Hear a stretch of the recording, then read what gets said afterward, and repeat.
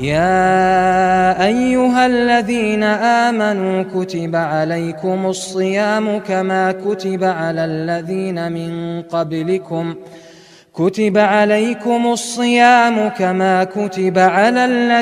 من قبلكم لعلكم تتقون.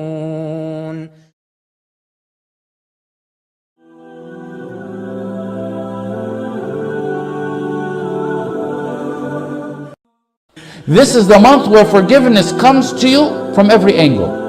Not getting forgiveness from Allah in this month means you worked hard not to get the forgiveness from Allah. Every day you get golden moments where your dua is accepted. Every day you get mountains of deeds only Allah calculates it for you. Every day you fast, you're 70 years away from hell, if not more. 70. If you finish Ramadan properly, 70 times 30, you got 2,100 years away from hell. Allah gives multiple folds of reward to get you to the high ranks of Jannah. So if you don't get forgiven by Allah, you sure know how to dodge. But you're dodging forgiveness of the Ghafoor. You're avoiding rahmah and mercy pouring at you from every angle.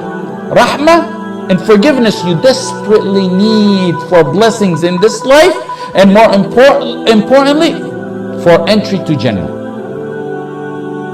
Control yourself, discipline yourself, restrain yourself. That is what Ramadan is all about. You restrain yourself, you control yourself, subhanallah. So, for one whole month, I stayed away from that which was halal. For the other 11 months, I can easily stay away from that which was haram. Fasting is a training for the body and soul, a renewal of life, encouraging the spirit of sharing and giving. We fast during the day, we pray during the night, we read, we recite, we memorize, we implement the book of Allah. We exhort ourselves in obeying Him, conquering our lower selves by emphasizing to ourselves the importance of pleasing Him. We realize the importance of worship and the relative unimportance of this dunya. Understanding the meaning of the gates of paradise are open, the gates of hellfire are locked, and the devils are chained. Why do we do this? For one reason: hoping for Allah's reward and fearing His punishment. Ramadan is at our doorsteps. It is the month of forgiveness. It is extraordinary in its significance, in its importance, its excellence, its high station. Wallahi, if you had sin as much as the foam on the sea, and you sincerely get back to Allah Ta'ala, all your sins will be forgiven. Man sama Ramadan imanan wa ihtisaban ghufira lahu ma taqaddam min dhanbi. Whoever fasts the month of Ramadan with firm belief and hoping for a reward, all his previous sins shall be forgiven. There's one who does Taraweeh and Qiyam, and he can't wait for the Imam to do Salam. And there's another one who does it and he's excited as he's standing before Allah. And one who just does it just to do it. Some are superficial and traditional in their worship, and others enjoy when their stomach is rumbling, gurgling and growling, because his mind escapes his body and realizing how beautiful this fast is. He realizes how much he loves the one he's leaving all these desires for. His stomach is growling, but his heart is laughing at how much further and further this is taking him from Jahannam, and how further and further it's getting him to Firdaus. He stands on his feet the long hours, excited, enthusiastic, eager, because his mind is with the reward of where the stand is going to land him. A palace that the ceiling of it is the Arsh of Allah, neighboring Allah subhanahu wa ta'ala in Jannah. Let's have some discipline during Ramadan and focus on finishing that Quran. At least, did you guys know, we say we're Salafi. Everybody here says they're following the Sunnah, right? Am I correct? I'm in the right place? Okay, I'm gonna tell you something. Most of the Sahaba finished reading the Quran every 7 days. Most of the Sahaba finished reading the Quran every 7 days. Did you guys understand that? So we say we're going to follow the Sunnah, and this is not in Ramadan. This is normally. This was their normal practice. In Ramadan, it was increased. So if we say we're going to follow the Sunnah, let's follow the Sunnah in this, because we say we're following Quran and Sunnah. But we jump past that a lot of times, and we totally ignore that. Let's try our level best to read the Quran as much as we really can during Ramadan. Let's make that our joint mission, because that's part and parcel of Ramadan, reading the Quran, and see how many times you can finish it, and see the effect that it has by you finishing it over and over again, and reciting it to your child, and having your child read it to you, and these things like that. These are practical things that will make landmark changes in your life. So again, fasting is supposed to have a type of haiba, a type of attitude. You're not supposed to be playing and joking around. Allah's Messenger taught us without Ramadan, man yu'min billahi wal yawm al-akhir falyaqul al-khair aw liyasmut. Whoever believes in Allah on the last day, let him say that which is good, or let him shut up. That's the language. So we see this is not in Ramadan. So it should be more done in Ramadan. We shouldn't be doing a whole bunch of chatty, talking about all types of things. You know, it's like a catapult. You know how a catapult works? You have this catapult and you have a stone. You put the stone in one part of it and you pull it back. How much do you pull it back? A little bit. That stone will actually shoot out of there very, very far. So to me, Ramadan is like a catapult. You're actually pulling back and you throw. When you throw, it helps you for the other 11 months. By the time the stone lands, you are already in another month of Ramadan. You follow what I'm saying? This is spirituality. It's one way of looking at it. There are so many other ways. So it is so vigorous. It requires energy such that you've used it so powerfully in this month that the rest of the 11 months, you are just sailing, you are flying, you are cruising. And when by the time it comes to land, you have the stone again and you pull it back and you are again moving for the other 11 months. So the discipline that is achieved through the month of Ramadan is unique and amazing. Let me mention to you one thing. There are certain things that are haram to eat. Do you agree? Like for example, you have pork, you have alcohol, you have so many other things, that which is not slaughtered correctly and whatever else. So many things are prohibited. You're not allowed. Now look, for one whole month, from dawn to dusk, we stay away from that which is halal. Water is halal. I cannot have it in Ramadan during that time from dawn to dusk. Why? Discipline myself for the sake of Allah. Allah said don't have it. So if I managed to stay away from that which was halal for one whole month, then surely after that I can appreciate that which is halal by eating it and stay away from haram at least. Allah gave you fasting so you can protect yourself. What does that mean? Let's try to understand what that means. Human beings, us, we have certain training. You have to go through training if you want to get good at something.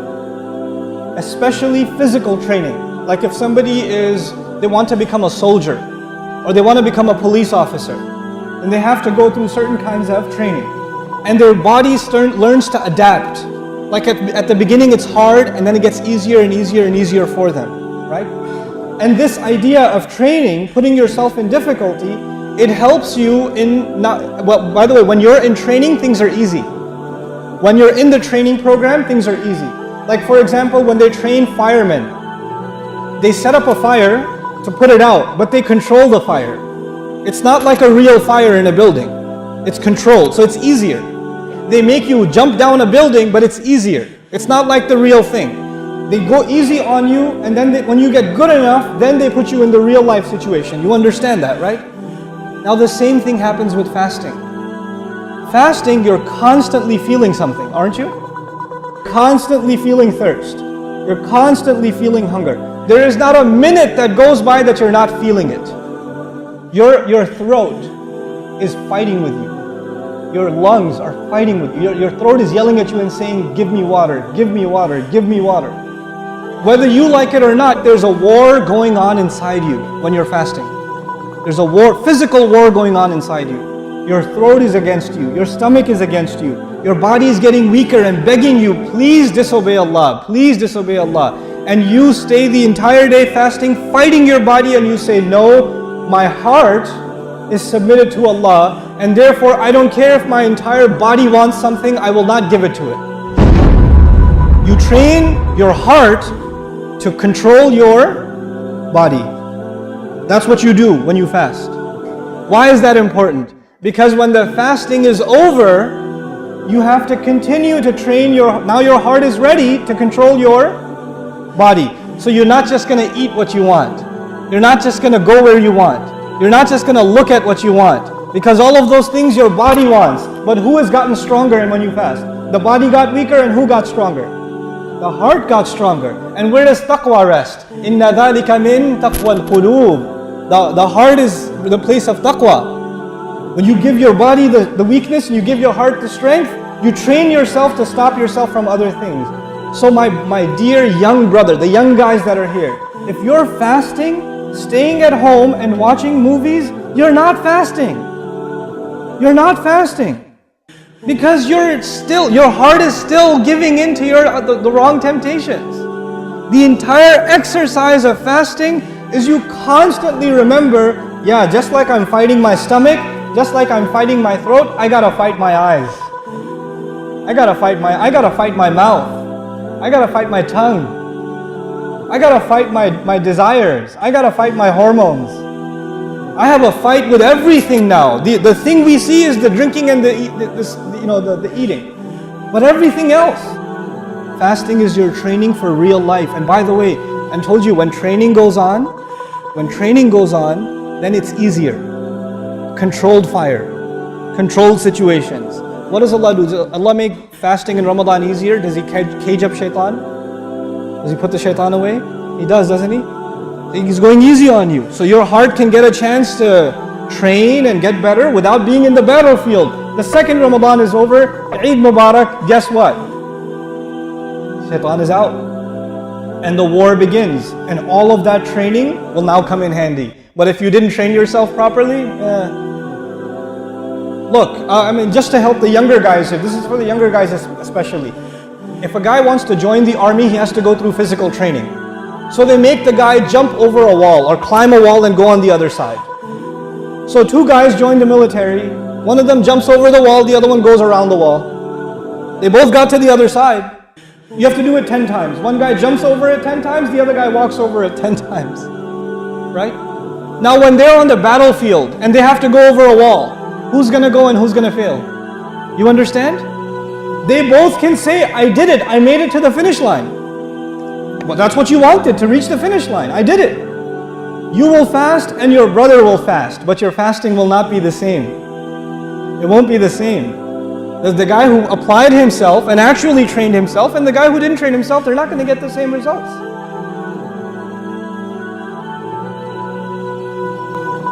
He said, alayhi salatu wassalam, Man sama Ramadan imanan wa ihtisaba غفر له ما تقدم من ذنبه. That whoever fasts the days of Ramadan through his iman, his belief in Allah subhanahu wa ta'ala, and his ihtisab, meaning he wants the reward, the ajr from Allah, his past sins will be forgiven.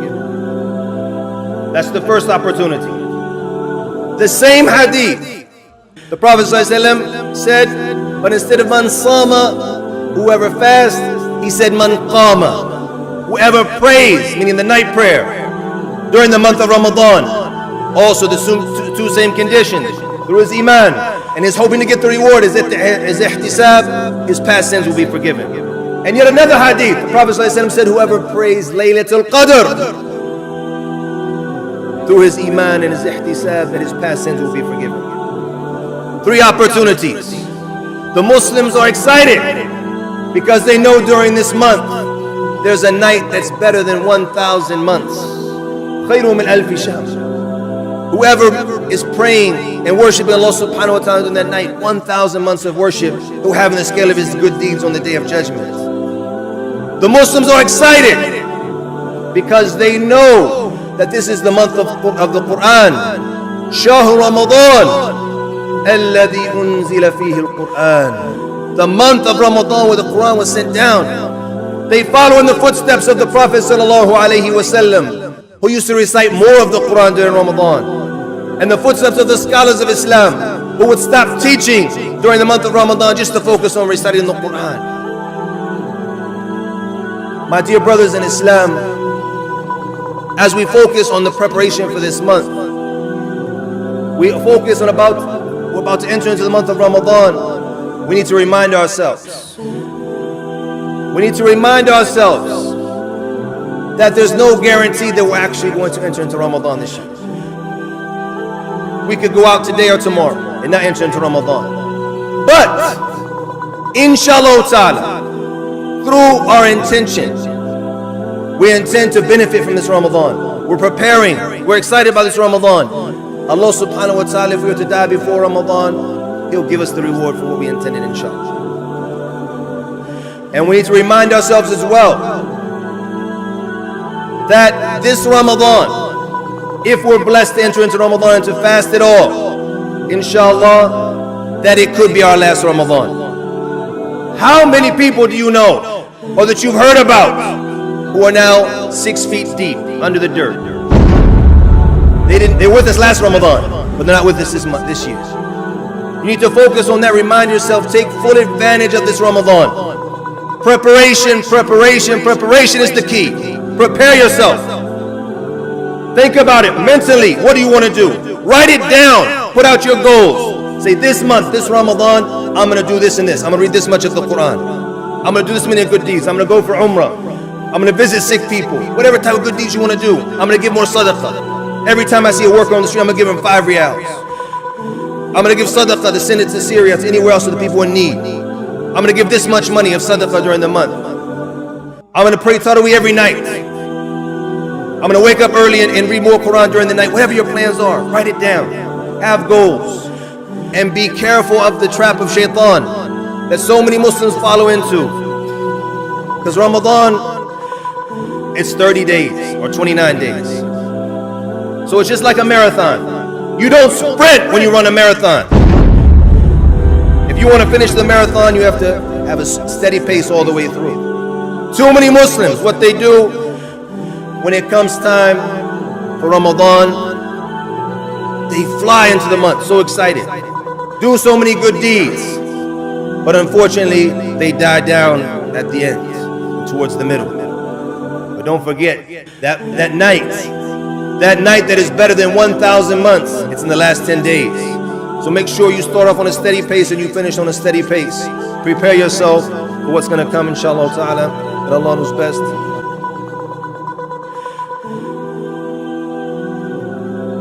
Ramadan, the beloved, is a month that we gain taqwa, as the Almighty Lord says in Surah Al-Baqarah. That fasting is prescribed upon you as to those before you for one reason. The main reason, the wisdom behind fasting, in order that you learn taqwa. So as you can see, this verse teaches us something extremely important, which is the main reason that, or main thing that we can gain from fasting. What is this? Self-restraint, taqwa, God consciousness, God fearing, and basically it means to fulfill the commandments of Allah Ta'ala and to abstain from His prohibitions. This is taqwa. Abdul Malik ibn al-Asma'i, an early predecessor, was in Mecca when Ramadan came.